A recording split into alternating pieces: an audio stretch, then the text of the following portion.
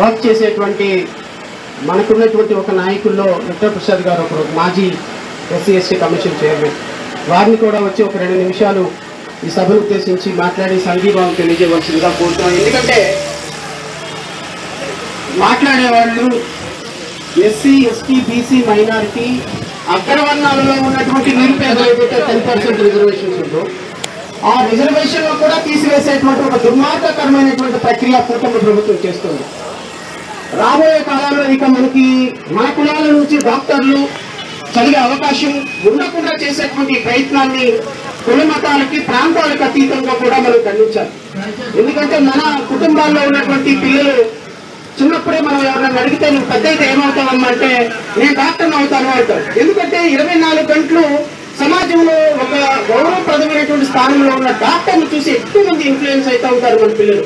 లాయర్ని అవుతారని ఎవరు అన్నారు, ఇంజనీర్ అవుతారని ఎవరు అన్నారు, కలెక్టర్ అవుతారని ఎవరు, డాక్టర్ తర్వాత ప్లేస్ కలెక్టర్, జడ్జి అవుతారని ఎవరు అన్నారు, రాజకీయ నాయకులు అవుతారని అసలు అన్నారు.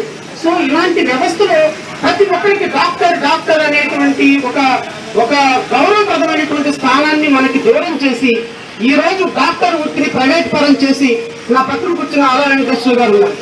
వారి గురించి నేను చెప్పాలి అంటే ఒక గంట సేపు సరిపోదు. ఒక బీసీ కులాల నుంచి చదివి ఒక ఉన్నతమైన స్థానానికి వెళ్ళి ఒక పెద్ద హాస్పిటల్ పెట్టి నాకు తెలిసి సంవత్సరానికి 1 కోటి నుంచి 2 కోట్ల వరకు కేవలం పేద విద్యార్థుల విద్య కోసం వెచ్చించేటువంటి ఏకైక డాక్టర్ నాకు తెలిసి ఈ 2 జిల్లాల్లో, ఈ 2 రాష్ట్రాల్లో ఉన్నటువంటి వ్యక్తి. చప్పట్లు కొట్టాలి, దీనికోసం కూడా చప్పట్లు కొట్టుకొచ్చేలా మీరు.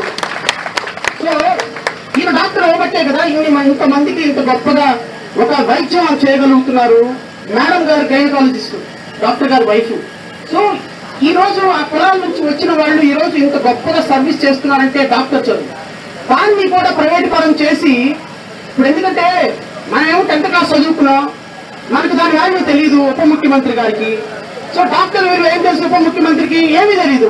4 డైలాగులు చెప్పటం, ప్యాకప్ స్టార్ లాగా ఇప్పుడు చెప్పింది గంటకి మర్చిపోతాడు, గంట చెప్పింది 2 గంటలకు మర్చిపోతాడు. మనం ఎంపీసీ చదివో తెలియదు, బైపీసీ చదివో తెలియదు, ఇంటర్మీడియట్ తెలియదు, డిగ్రీయో తెలియదు, బీటెక్ తెలియదు, ఎంటెక్ తెలియదు, డాక్టర్, ఇంజనీర్, లాయర్ అన్ని చదివేశాడు ఆయన. 2 లక్షలు కాదమ్మా, 2 లక్షల పుస్తకాలు చదివినటువంటి ఆయనకి ఏం తెలుస్తుంది? మంత్రివర్గం అంటే నిర్ణయం తీసుకుంది అంట.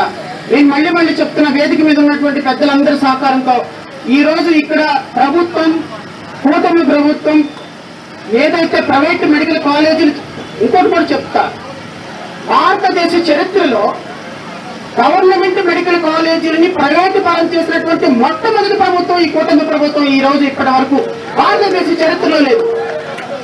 ఇలాంటి కూటమి ప్రభుత్వం ఇచ్చిన జీవోని మనం ఈ రోజు ఇక్కడ మాజీ హెల్త్ మినిస్టర్, మాజీ ఎస్సీ ఎస్టీ కమిషన్ చైర్మన్, మాజీ న్యాయమూర్తి, ఇన్ని క్వాలిఫికేషన్స్ ఉన్న మేము ఈ రోజు మీ అందరి సమక్షంలో ఈ జీవోని ఇక్కడ తగలబెట్టే ఒక కార్యక్రమం కూడా ఉంది. ఖచ్చితంగా దానికి కూడా మీరు అందరూ సపోర్ట్ చేయవలసిందిగా కోరుచు. ఇది సార్ నేనేమంటానంటే మన ఇంట్లో చిన్న పిల్లల్ని ఎవరిని అడిగినా నేను డాక్టర్ అవుతానంటాను. అలాంటి పరిస్థితి ఇప్పుడు ఉందని నేను అనుకోవటం. 4000 చిల్లర సీట్లు పోతుంటే మన ఇంట్లో ఇక డాక్టర్లు ఉండే పరిస్థితి ఉండదు. కోట్ల రూపాయలు పెట్టగలిగితేనే డాక్టర్లు ఉండాలి.